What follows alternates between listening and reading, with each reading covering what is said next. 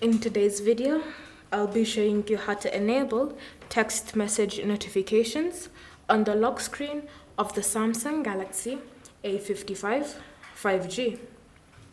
Begin by opening the Settings app, then scroll and select Notifications. Under here, tap on App Notifications, then scroll through your apps list to find and select your messaging apps.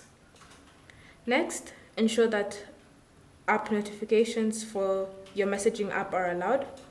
Then, underneath notification types, you should see lock screen.